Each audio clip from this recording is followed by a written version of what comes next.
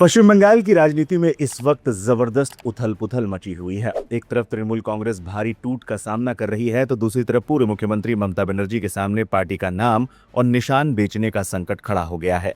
इस मुश्किल घड़ी में पश्चिम बंगाल कांग्रेस ने एक बड़ा सियासी दांव चला है। कांग्रेस ने ममता बनर्जी को 21 जुलाई को कोलकाता में होने वाले शहीद दिवस कार्यक्रम का न्योता दिया है, लेकिन साथ में एक बड़ी और कड़ी शर्त के साथ। आखिर क्या है वो शर्त और क्यों 21 जुलाई का दिन बंगाल की सियासत में इतना अहम है, आइए विस्तार से समझते हैं। पश्चिम बंगाल कांग्रेस के प्रमुख शुभांकर सरकार ने ममता बनर्जी को सीधा चैलेंज किया है। उन्होंने कहा है कि ममता बनर्जी को सबके सामने ये स्वीकार करना चाहिए कि अतीत में कांग्रेस पार्टी छोड़कर उन्होंने एक बड़ी राजनीतिक गलती की थी। शुभांकर सरकार ने कहा, अगर ममता बनर्जी शहीद मीनार के मंच पर आकर 21 जुलाई के शहीदों को श्रद्धांजलि देती हैं और अपनी गलती मानती हैं, तो ये उनके लिए एक अहम राजनीतिक प्रायश्चित होगा।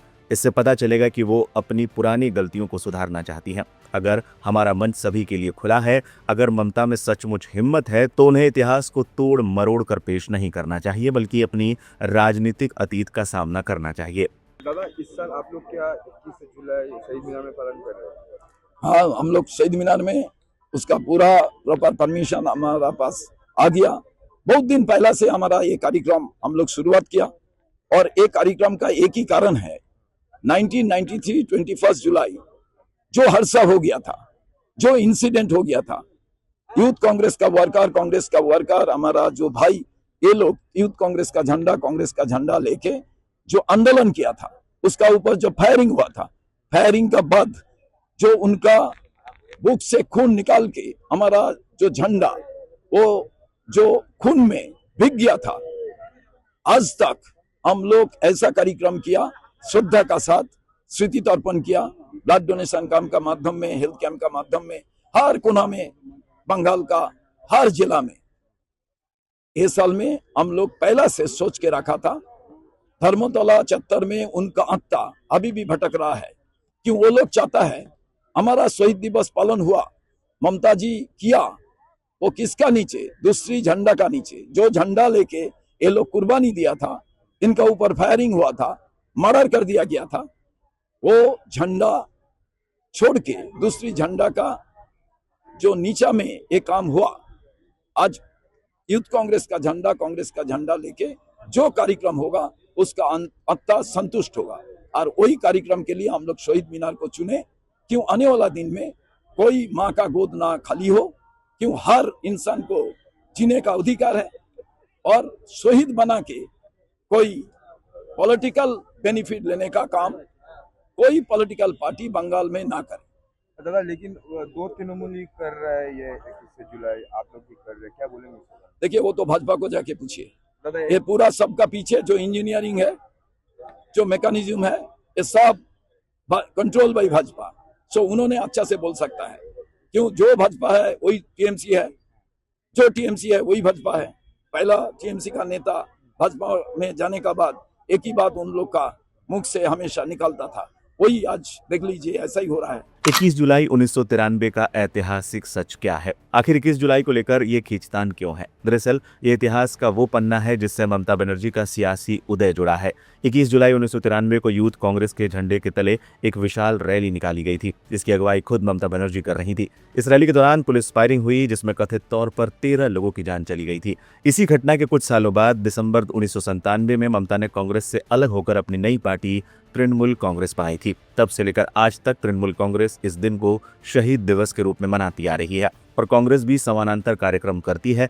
कांग्रेस का कहना है कि आंदोलन यूथ कांग्रेस का था और इस सच्चाई से इनकार नहीं किया जा सकता। कांग्रेस की चुनौती के बीच ममता बनर्जी के लिए उनके अपने घर यानी टीएमसी में मुश्किलें कम नहीं है। पार्टी इस समय बगावत का सामना कर रही है। ऋतुव्रत बैनर्जी के नेतृत्व में टीएमसी के गुट ने महात्मा गांधी की प्रतिमा के पास अपना शहीद दिवस कार्यक्रम आयोजित करने का ऐलान किया है। ऋतुव्रत खेमे ने तंज कसते हुए कहा है कि अगर ममता बनर्जी मार्गदर्शक के रूप में आना चाहें तो रैली में उनका स्वागत है। हालांकि उन्हें औपचारिक निमंत्रण देने का अभी कोई फैसला नहीं हुआ है। इस बीच ममता बनर्जी के नेतृत्व वाले गुट को एक और बड़ा झटका लगा है। पुलिस ने उन्हें विक्टोरिया हाउस के सामने पारंपरिक तरीके से कार्यक्रम आयोजित करने की इजाजत नहीं दी है।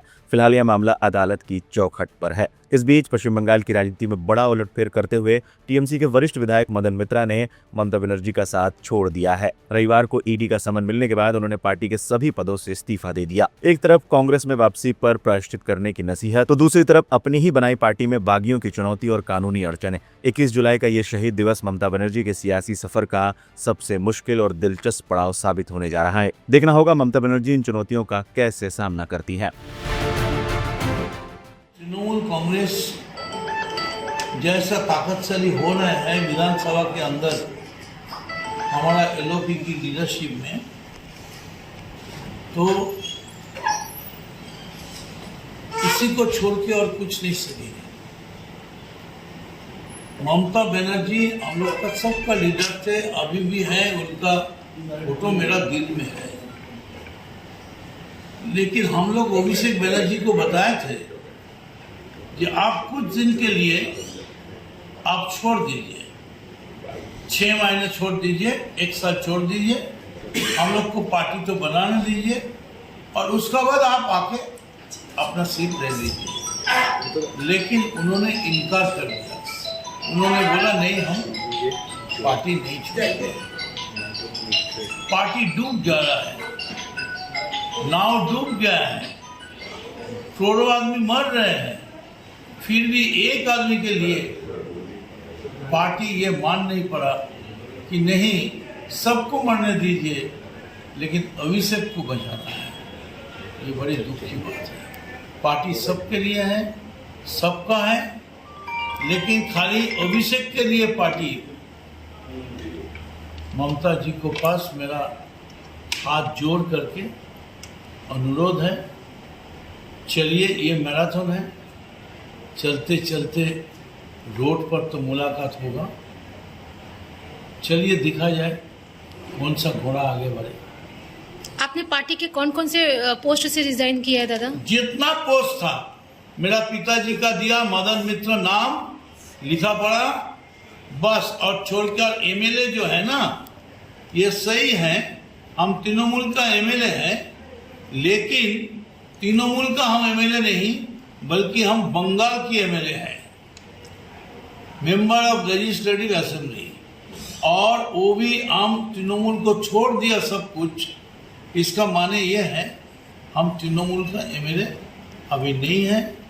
जितना पद, और वो जो पद था ना, उसको कहते हैं केला, केला पता जानते हैं, वो केला पता में लिख देता है, केला पता का पद है, हम सब छोड़ दिया है। एलओपी का हाथ पकड़ लिए हैं। पढ़े एलओपी का हाथ पकड़ लिए हैं। बैठे हैं उसको बगल में, बगल में तो उनका ही बैठे हैं। इतना हमारा सारे साथी दोस्त लोग हैं, लेकिन बड़ी दुख की बात है, जब इतिहास रचित होगा हमारा बंगाल की इस टाइम का, तो ये रचना होगा एक आदमी के लिए। एक तो पूरा पार्टी 213 जिसको सीट मिला था, उसको 70 वो एक आदमी अभिषेक बंदोपाध्याय।